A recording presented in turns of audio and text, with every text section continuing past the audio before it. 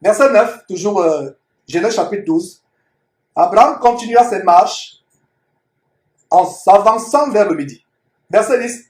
Il y eut une famine dans le pays et Abraham descendit en Égypte pour y séjourner car la famine était grande dans le pays. Relisons ce verset, verset 10. Il y eut une famine dans le pays et Abraham descendit en Égypte pour y séjourner car la famine était grande dans le pays. Après le premier test d'Abraham, le premier test de la foi où Dieu a éprouvé sa foi, dont la désobéissance l'amena à s'arrêter avec son père à Charan, son père Terah, pour lui de continuer à Canaan, nous voyons le deuxième test avec la famine qui surgit à Canaan. Mes frères et sœurs, j'aimerais vous poser une question. Pensez-vous que quand Dieu nous conduit à un endroit, cet endroit sera toujours plein de confort, rempli de confort, d'abondance et de paix? Pensez-vous que ce sera toujours le cas? Pensez-vous sincèrement que chaque fois que Dieu nous envoie à un endroit, il y aura toujours l'abondance, il y aura toujours la tranquillité, il y aura toujours la paix? Non, non, non, non, mes frères. Restons dans ce passage. Comment on voit Abraham en train de prendre une direction contraire à ce que Dieu lui a dit.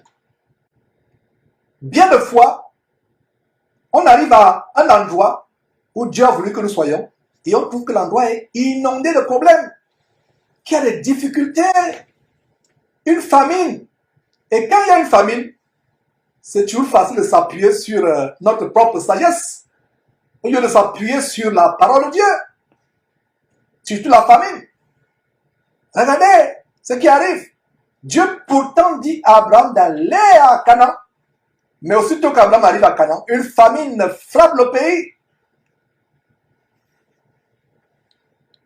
Abraham va se confier sur son intelligence, sur sa sagesse. Proverbe chapitre 3, verset 5, ne nous dit-il pas que nous devons nous confier en l'Éternel de tout notre cœur? Notez ce verset.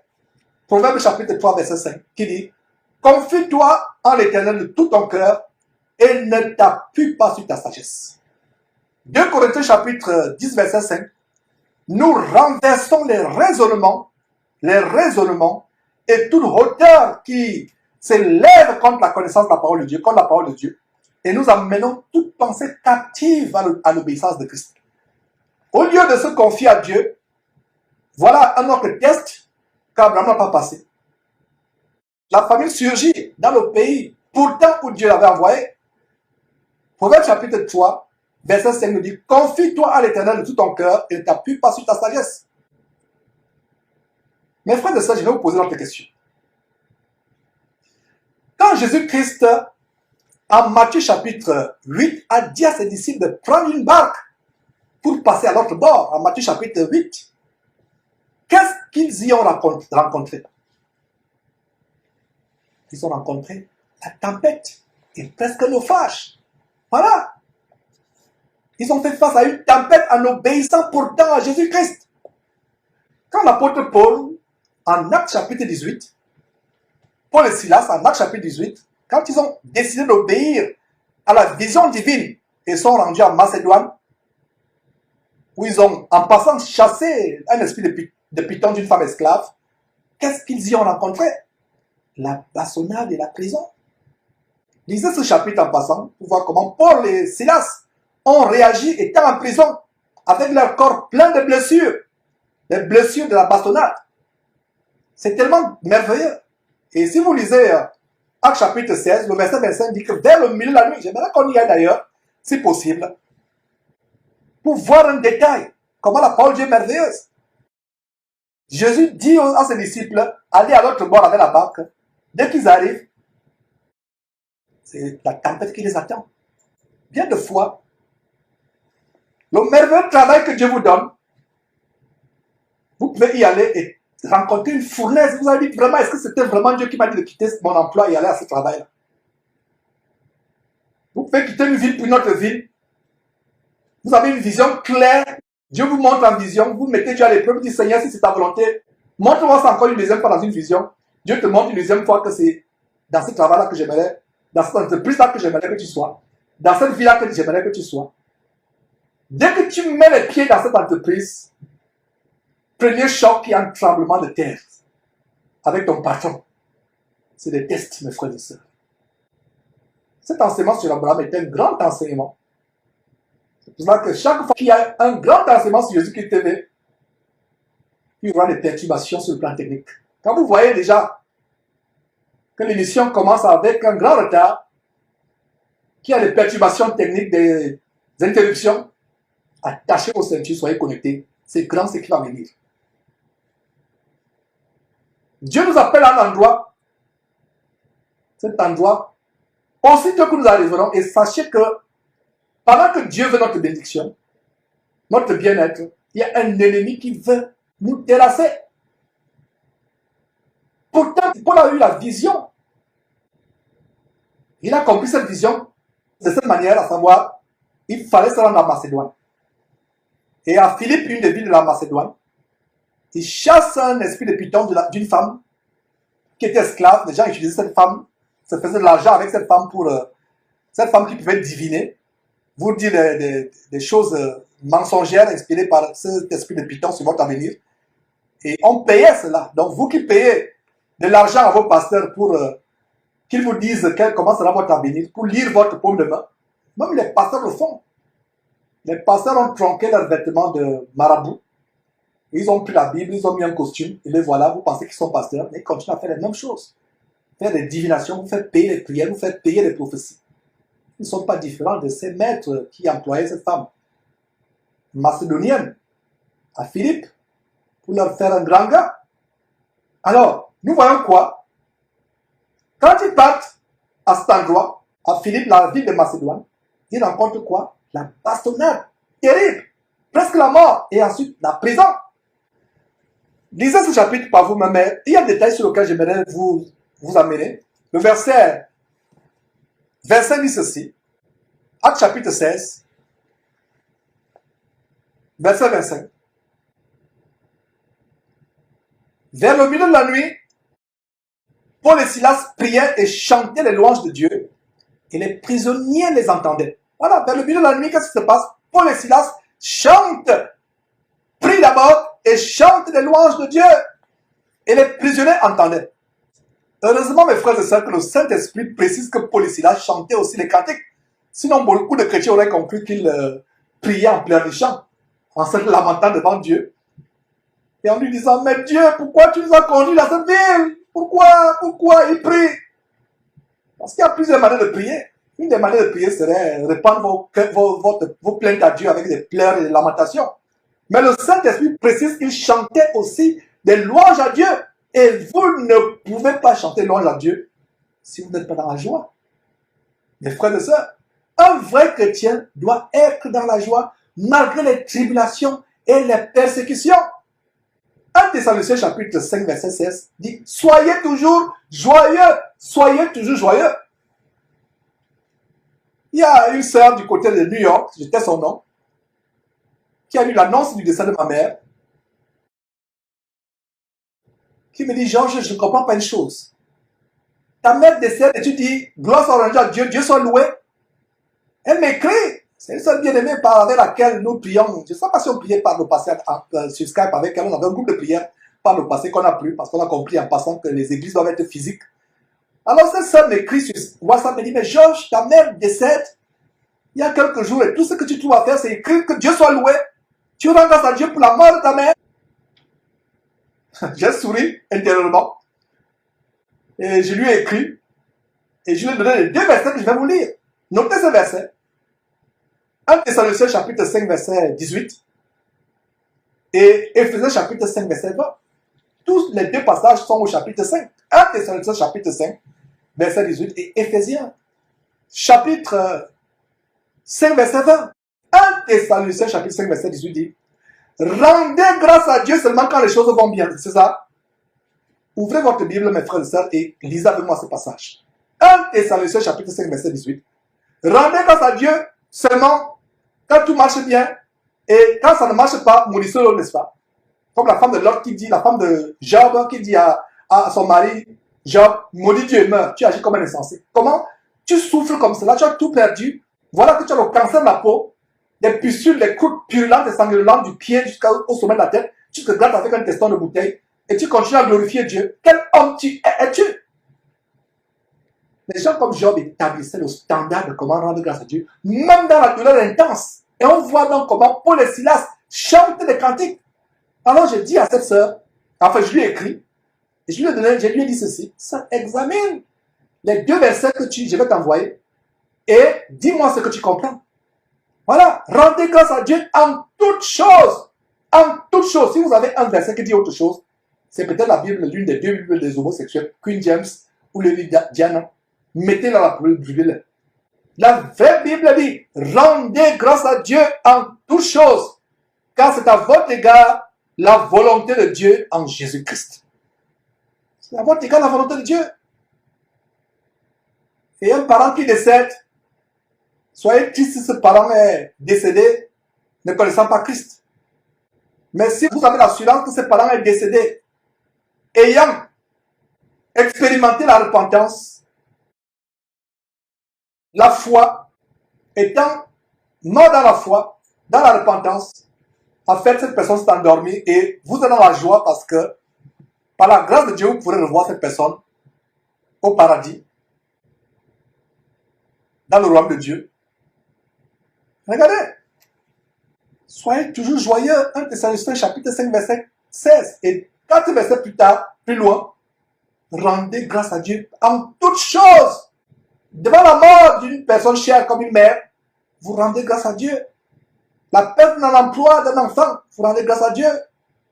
Devant la misère, les problèmes, les difficultés, la souffrance, la maladie, rendez grâce à Dieu. C'est ce que reprend Paul écrivant aux Thessaloniciens, dit, rendez grâce à Dieu en toutes choses. Il écrit aux Éphésiens, Éphésiens chapitre 5, verset 20, notez s'il vous plaît, notez, Éphésiens chapitre 5, verset 20. Rendez continuellement grâce pour toutes choses. Rendez continuellement grâce pour toutes choses à Dieu le Père, au nom de notre Seigneur et Sauveur Christ Jésus. Je reprends, rendez continuellement, Éphésiens chapitre 5, verset 20, rendez continuellement grâce à Dieu, grâce pour toutes choses à Dieu le Père, au nom de son Fils, au nom de notre Seigneur Jésus-Christ. Voilà. Donc, qu'est-ce que les disciples ont rencontré quand Jésus, en Matthieu chapitre 8, leur a dit de prendre une barque et de passer à l'autre bord? Ils ont rencontré la tempête et presque un naufrage. Qu'est-ce que Paul et Silas ont rencontré quand en Actes chapitre 16, ils ont obéi à la vision divine et sont rendus à Philippe, ville de Macédoine, où ils ont chassé l'esprit de Python d'une femme esclave. Qu'est-ce qu'ils ont rencontré? La bastonnade et la prison, les blessures. Qu'est-ce qu'Abraham a rencontré quand il a obéi à Dieu et s'est rendu à Canaan? Une famine. 9 frères de ça, une famine. Est-ce que ce sont les chrétiens qui obéissent à Dieu qui ont une vie prospère sur cette terre? Une vie prospère, paisible et confortable? Non, non, non, non, non, non, pas du tout. Pas du tout, les amis. Ce ne sont pas les chrétiens qui obéissent à Dieu qui ont une vie pépère, paisible et confortable sur cette terre. Si les disciples avaient désobéi à Jésus-Christ et étaient restés sur la côte, il n'y aurait pas de tempête. Si Abraham ne s'était pas rendu à Canaan, il n'aurait pas trouvé la famine à Canaan. Mes frères et sœurs, s'il était resté en Mésopotamie, en Nour, sur les Chaldéens, il n'aurait pas expérimenté la famine de Canaan.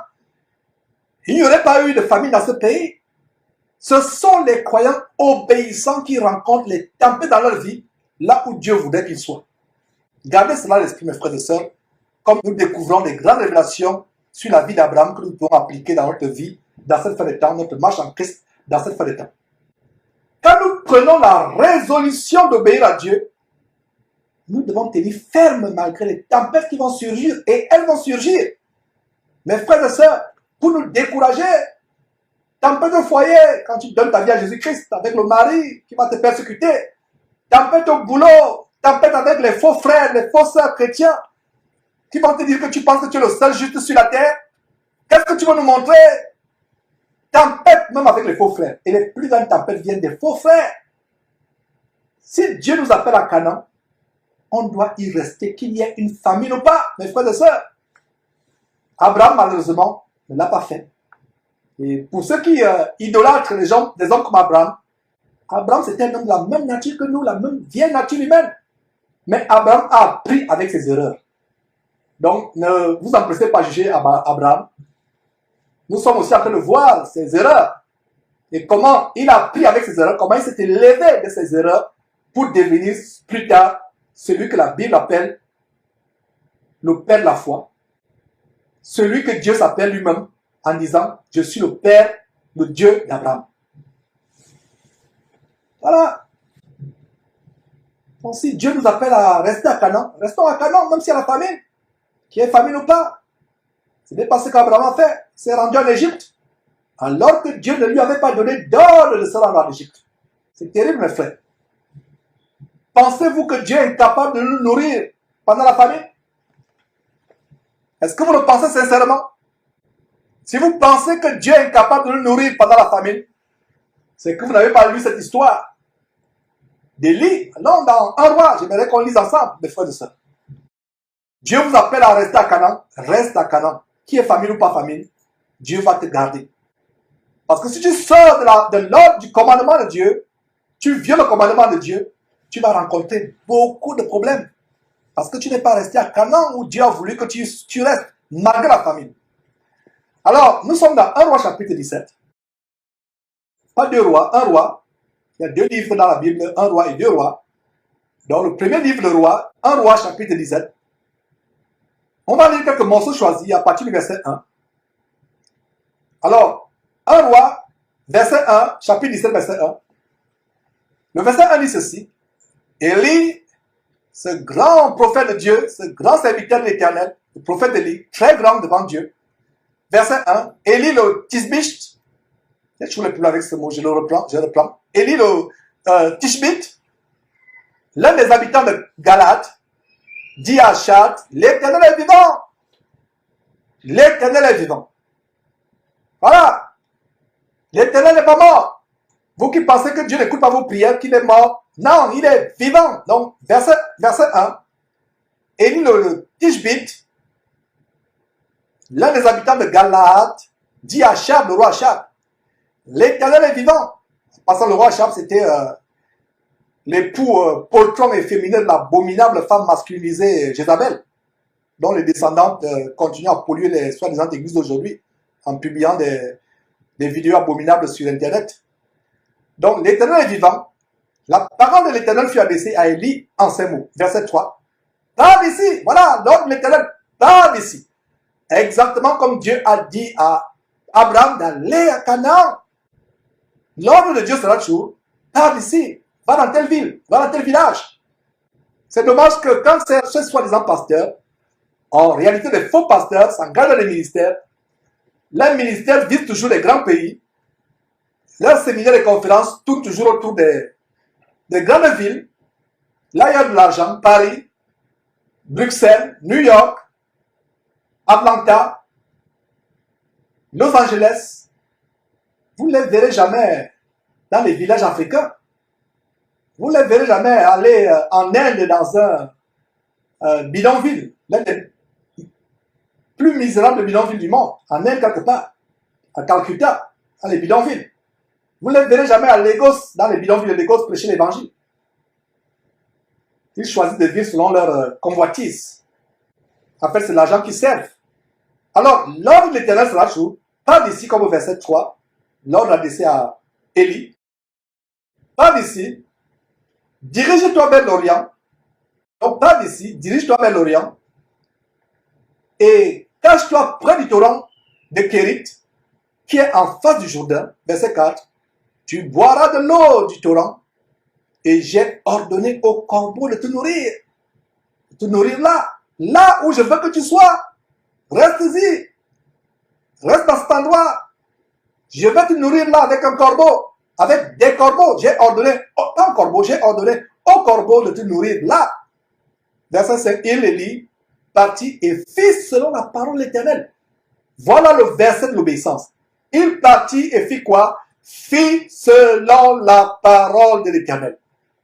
Et il alla s'établir près du torrent de Kérit, qui est en face du Jourdain. Verset 6. la promesse de Dieu s'accomplit. Les corbeaux lui apportaient du pain et de la viande le matin, et du pain et de la viande le soir. Pendant la famine, même le roi avait des problèmes, le roi Achab avait des problèmes pour remettre les veaux gras sur la table. Mais Élie, lui, avait le pain et la viande matin et soir, 2 fois par jour. 2 fois par jour. Et il buvait de l'eau du torrent. Verset 7. Mais au bout d'un certain temps, le torrent fut à sec car il n'était point tombé de pluie dans le pays. Verset 8. Alors la parole de l'Éternel lui fut adressée en ces mots. Lève-toi, toujours l'ordre de l'Éternel. Lève-toi, va à Sarepta.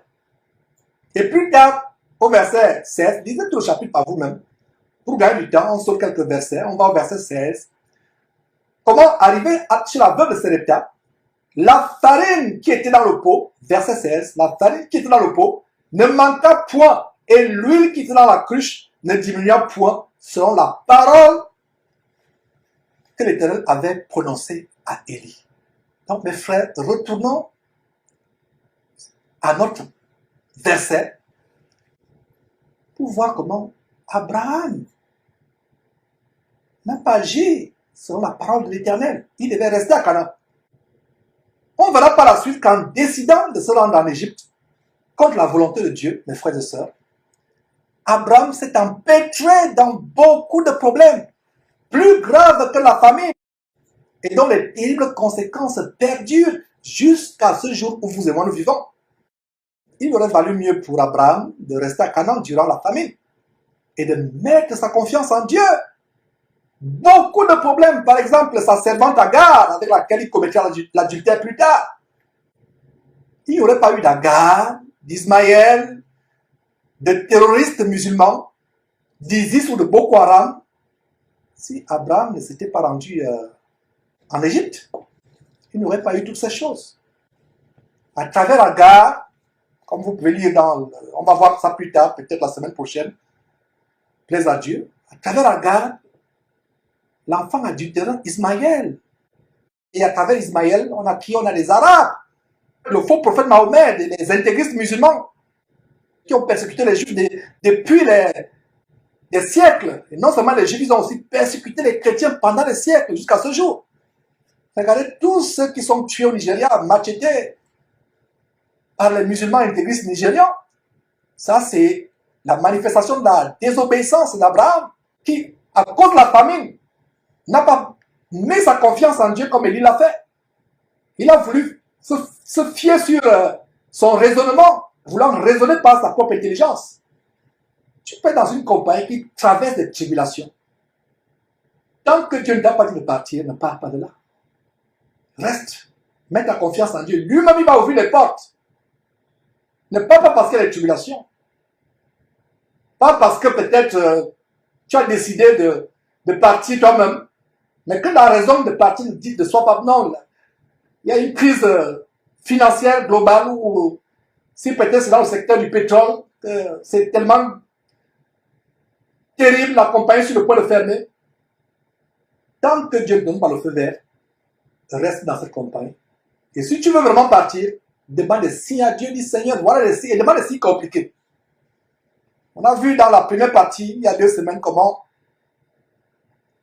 Eliezer, le serviteur merveilleux d'Abraham, en allant prendre une épouse pour le fils d'Abraham, l'héritier Isaac, il a demandé un signe terrible.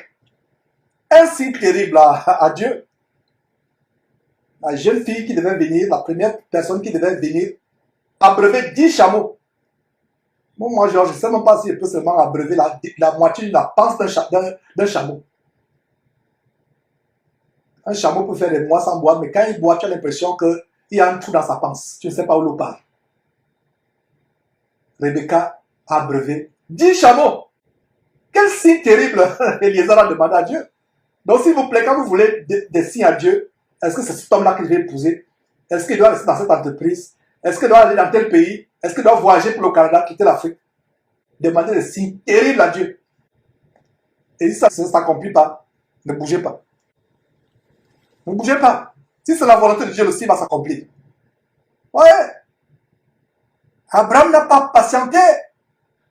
Dieu voit le passé, il voit le présent, il voit le futur, l'avenir. Dieu, en envoyant Abraham à Canaan, ne savait-il pas qu'il y aurait une famine? Mais regardez comment la désobéissance d'Abraham a eu des conséquences aujourd'hui, jusqu'à ce jour. Regardez toutes les conséquences issues d'une toute petite désobéissance. Bien sûr, Dieu pardonne nos péchés. Mais il y a des péchés dont nous allons porter les conséquences toute notre vie. Toute notre vie. Et dont les conséquences durent même plusieurs années après notre mort. Les conséquences s'étendent sur nos enfants et nos petits-enfants. Malgré le fait que Dieu nous a pardonné. Regardez, les enfants d'Abraham sont en train de récolter les conséquences de son égarement jusqu'à ce jour. Le conflit israélo-arabe. Parler de terroristes musulmans intégristes. Regardez, on peut se repentir, mes frères et sœurs, et demander pardon à Dieu. Mais les récoltes des péchés dureront une éternité, même si Dieu nous a pardonné. Les récoltes sont là. Un petit rapport sexuel de quelques secondes avant mariage te laissera avec cet enfant bâtard ou cet enfant bâtard. Le papa va fuir. Et voilà, tu as les moyens limités pour éduquer cet enfant. L'enfant laissa lui-même faire honte à ses parents plus tard, dit la Bible. Voilà cet enfant, à cause de ses moyens limités, qui est livré à lui-même. Il n'a pas l'autorité d'un père, donc voilà, il devient un grand criminel. Un petit rapport sexuel avant mariage, tu aurais pu te préserver à ton mari. Mais voilà un petit rapport sexuel. Dieu t'a pardonné, bien sûr, tu es une nouvelle créature en Christ. Mais tu porteras les conséquences jusqu'à ta mort. Et même après ta mort, les conséquences pourront s'étendre sur tes enfants. Regardez, mes frères et sœurs. Malgré la repentance et le pardon qui t'est accordé, mon frère, ma sœur, les conséquences du péché ne partiront pas. Voilà. Donc c'est une petite erreur qu'Abraham a commise. Petite erreur, il a pris cet appui, il n'a même rien fait de grave. Il n'a pas fait quelque chose de grave aux yeux des hommes. C'était normal pour Abraham de chercher là où il pouvait pourvoir à la subsistance de sa femme et à lui-même. Mais il a fait sans consulter Dieu. Et dès qu'il met pied, comme on va voir dans quelques instants, dès qu'il pose le pied en Égypte, les problèmes surgissent. Abraham sera obligé de mentir, de sacrifier son épouse au pervers égyptien. Mes frères et sœurs, Abraham a commis une toute petite erreur. Il s'est appuyé sur son intelligence, sur sa sagesse, il a calculé, il a fait les mathématiques avec Dieu. Il a calculé, si je pars là-bas, je pourrais vivre ceci, si je pars là-bas, la famille ici, je prévois qu'elle pourra peut-être durer. Les prévisions météorologiques disent que ça va durer 3 ans. Donc il faut que je scribe la vie pendant 3 ans. En attendant, les choses vont s'améliorer. Donc imaginez cette petite voix disant à Abraham, va en Égypte. J'ai appris qu'il y a abondance de viande et des oignons. Il y a le foie gras là-bas. Il y a le pain croustillant des Égyptiens. Imaginez cette voix. Et nous, chrétiens, nous aurons toujours cette petite voix. Face à l'adversité, non, appuie-toi sur la sagesse. Va faire l'insémination artificielle, toi qui es stérile. Va commettre l'adultère en prenant le spermatozoïde d'un homme que tu ne connais pas. Tu ne sais pas qui il est, va seulement dans la banque de sperme. Et voilà que tu as un spermatozoïde d'un délinquant, d'un voyou. Et voilà un enfant issu de ce délinquant. Tu vas transformer ta vie plus tard en enfer. Et grâce à Dieu, on va développer l'aspect de l'adultère médical, l'adultère clinique. Une femme qui met dans son corps le sperme d'un autre homme, avec l'accord de son mari. Mes frères, c'est grave. C'est les erreurs que nous commettons. Mon frère, ma soeur, reste ferme dans la foi. Reste ferme dans la foi, mon frère, ma soeur. Reste dans l'endroit où Dieu voudrait que tu sois. Il te délivrera des blessures, de la prison, de la tempête, de la famine. Ne t'inquiète de rien. Lisons ce que le merveilleux Seigneur Jésus nous dit en Matthieu chapitre 6. S'agissant des inquiétudes au sujet du manger, au sujet du vêtement, ne t'inquiète pas. Regardez le lien entre Abraham et le Nouveau Testament et les enseignements de Jésus-Christ. J'espère que depuis le début, vous avez commencé à apprécier le trait d'union entre le grand homme Abraham et les recommandations que son descendant selon la chair, Jésus-Christ, nous montre. Rappelez-vous en début d'émission, comment le tout premier livre du Nouveau Testament, dans le tout premier chapitre, dans le tout premier verset, Matthieu chapitre 1, verset 1, parle de Jésus-Christ comme étant le descendant d'Abraham. Donc, Jésus-Christ nous enseigne sur les traces d'Abraham. Abraham a appris avec ses erreurs.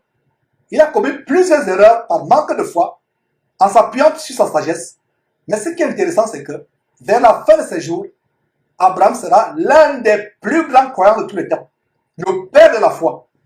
Le père de la foi chrétienne. Jésus dit ceci en Matthieu chapitre 6, verset 25 à 33. Verset 25, c'est pourquoi je vous dis, ne vous inquiétez pas pour votre vie, de ce que vous mangerez, ni pour votre corps, de quoi vous serez vêtus. La vie n'est-elle pas plus que le vêtement? Je reprends, la vie n'est-elle pas plus que la nourriture? J'aimerais vraiment qu'on lise attentivement ces passages, mes frères. Attentivement. Verset 25. C'est pourquoi je vous dis, ne vous inquiétez pas pour votre vie de ce que vous mangerez, ni pour votre corps, de quoi vous serez vêtus. La vie n'est-elle pas plus que la nourriture, de nos corps plus que le vêtement? Verset 26. Regardez les oiseaux du ciel. Ils ne sèment ni ne moissonnent. Et ils n'amassent rien dans des greniers. Et votre Père céleste les nourrit. Ne valez-vous pas beaucoup plus qu'eux? Qui de nous, par ses inquiétudes, peut ajouter une coudée à la durée de sa vie? Qui parmi nous, par ses inquiétudes, peut ajouter une coudée à la durée de sa vie? Verset 28. Et pourquoi vous inquiétez au sujet du vêtement? Considérez comment croissent les lits des champs. Ils ne travaillent ni ne filent. Verset 29. Cependant, je vous dis que Salomon même, dans toute sa gloire, n'a pas été vêtu comme l'un d'eux. Verset 30. Si Dieu revêt ainsi l'herbe des champs, qui existe aujourd'hui et qui demain sera jeté au four, ne vous vêtira-t-il pas plus forte raison, gens de peu de foi? Regardez les erreurs que le manque de foi peut nous amener à commettre. Ne vous inquiétez donc point, verset 31, ne vous inquiétez donc point, il ne dit pas, que mangerons-nous? Que boirons-nous? De quoi serons-nous vêtus? Verset 32, car toutes ces choses, ce sont les païens qui les recherchent. Toutes ces choses, regardez comment Jésus les minimise. Toutes ces choses, ce sont les païens, c'est-à-dire les non-croyants. Toutes ces choses, ce sont les païens qui les recherchent. Nous ne devons pas rechercher ces choses. Recherchons à plaire à Dieu, à croire en Dieu, à nous confier en Dieu. Recherchons notre communion avec Dieu. Ne cherchons pas les choses de la terre. Dieu sait que nous en avons besoin. Mes frères et sœurs, Dieu nous donne des choses, même avant, sans qu'on les demande. Il y a quelques semaines, j'ai enseigné justement sur le livre de Genèse et j'ai démontré comment Dieu a donné un boulot à Adam, alors qu'Adam n'a pas demandé de boulot. Dieu a donné une demeure à Adam. Adam n'a pas demandé de demeure à Dieu. Et bien plus, Dieu a donné à Adam l'os de son os, la chair de sa chair, alors qu'Adam n'avait pas demandé une femme. Il y a un frère de Houston, dans notre petite église de maison, qui témoignait quelques jours comment Dieu lui a donné un merveilleux boulot, alors qu'il n'avait pas demandé. Il est parti commencer le boulot sans qu'il y ait un entretien d'embauche, sans qu'il y ait le résumé. En anglais, on dit résumé. Je vais dire le CV. Je parle en anglais, mes frères, excusez-moi. Par la grâce de Dieu, je suis en train de regarder le français. Donc, sans qu'il y ait le CV, il a commencé un boulot. Et quelques jours après, on l'appelle pour dire que tu seras superviseur, tu seras chef. Parce qu'on apprécie ton travail. Quelqu'un qui a fait des années, il avait perdu la main. Mais dès qu'il commence, on trouve que son travail est au-dessus des autres. On le nomme chef. Il supervise d'autres personnes. Donc, vous voulez venir trouver ça qu'il cherche. Mes frères et sœurs, ce témoignage nous montre que quand on se confie à Dieu, il prendra soin de nous. Ne vous souciez pas, vous n'avez pas de quoi payer vos dettes. Vous n'avez pas de quoi manger, de quoi vous habiller. Cherchez premièrement le royaume et la justice de Dieu. Verset 33. Cherchez premièrement le royaume et la justice de Dieu, et toutes ces choses vous seront données par-dessus. Verset 34. Ne vous inquiétez donc pas du lendemain. Le lendemain, c'est ce qui va arriver. Tu t'inquiètes, si tu as envie, rends grâce à Dieu. Il y a des gens qui sont morts. Je disais à une sœur, je crois que c'était hier, je lui disais, ma sœur, elle est en Europe, et je lui disais, sœur, si tu es vivante, c'est parce que Dieu t'aime. Donc ne dis pas que je n'ai pas le travail, je n'ai pas le mari, Dieu m'a abandonné, je souffre, je suis malade. Si tu es vivante, ma sœur, si tu es vivant, mon frère, c'est parce que Dieu t'aime. Si Dieu ne t'aimait pas, tu serais mort.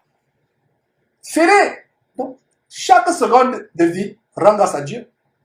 Je reviens encore à cette sœur qui disait, mais comment tu peux dire gloire à Dieu? Ta mère est étendue, morte. On ne l'a même pas encore enterrée. Elle est là, morte, étendue dans une morte. Et tu dis gloire à Dieu? C'est que les gens ne comprennent pas à quel point nous devons arriver de rendre grâce à Dieu pour toutes choses. Tout ce que Dieu fait bon. Tout ce que Dieu fait bon. C'est la foi que nous devons développer. D'où l'étude d'Abraham est tellement importante. Je ne vous recommanderai jamais assez cette série qu'on a commencée sur Genèse et ces quelques semaines qu'on va passer sur la vie d'Abraham. Mes frères et sœurs, que cela soit une motivation à retrouver la foi que vous avez perdue si vous l'avez eue. Et pour vous qui n'avez jamais eu la foi, et à la voir, mes frères et sœurs. Donc voilà ce que je voulais vous dire entre parenthèses. Ne vous inquiétez pas du lendemain. Le lendemain aura soin de lui-même. Aura soin de lui-même. Donc mon frère, ma sœur, face à l'adversité, ne t'appuie pas sur ta sagesse. Confie-toi en Dieu de tout ton cœur. Confions-nous en Dieu, à Dieu de tout notre cœur. Et quand je parle d'Abraham, je vais ouvrir une parenthèse. Il y a des fois, il y a des aspects négatifs que je vais développer sur la vie d'Abraham. Je ne suis pas en train de critiquer Abraham ici dans cet enseignement, mes frères et sœurs. N'oublions pas que c'est lui le père de la foi chrétienne. Et je n'ai jamais rencontré de chrétien ayant la foi d'Abraham. Mais l'étude de la vie d'Abraham nous montre des leçons que nous pouvons tirer dans notre marche chrétienne dans cette fin de temps. Car on verra par la suite comment la foi d'Abraham va s'affermir au fur et à mesure qu'il expérimente l'obéissance prompte et immédiate à Dieu. Et en passant, Abraham n'avait pas les merveilleuses révélations de la Bible, la parole de Dieu merveilleuse, inégalable et infaillible que vous et moi avons aujourd'hui. Nous devions être meilleurs qu'Abraham parce que nous avons ce par quoi la foi vient.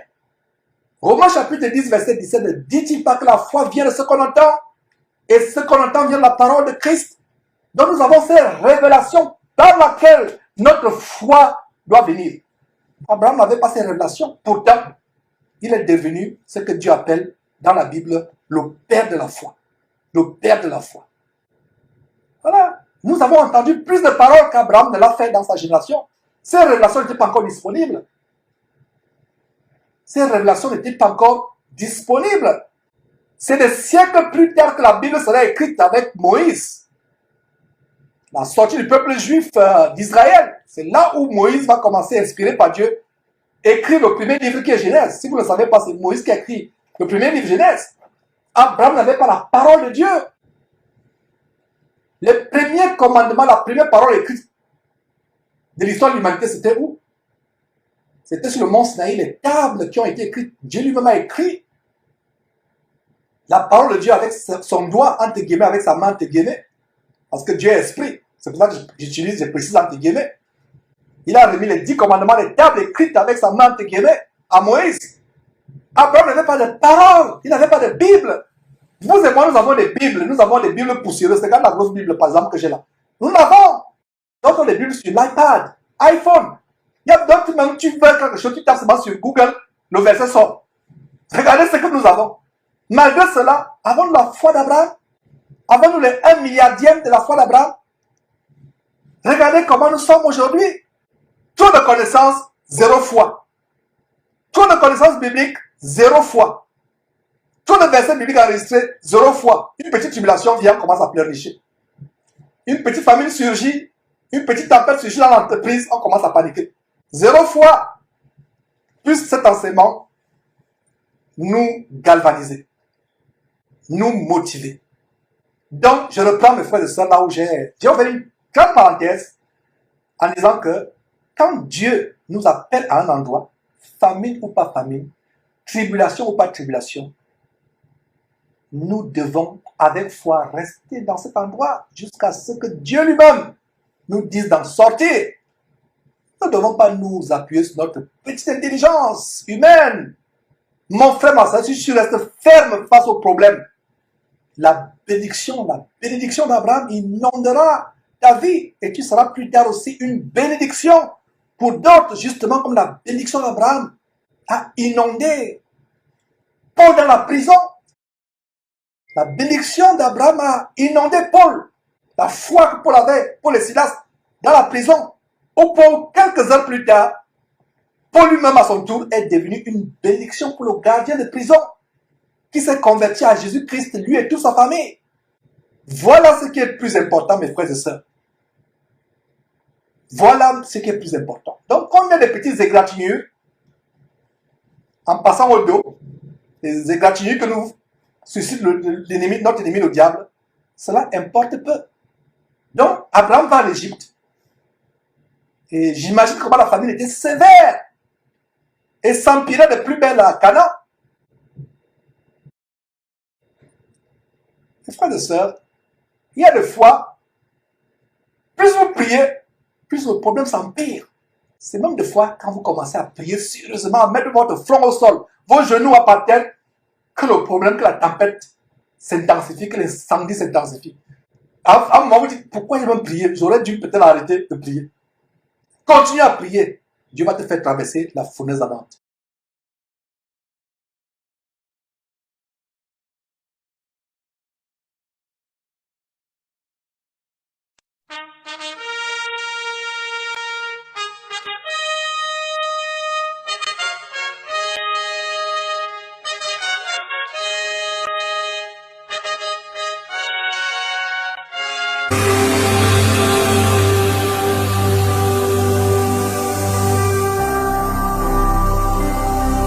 Jésus-Christ TV, vous connaîtrez la vérité et la vérité vous affranchira.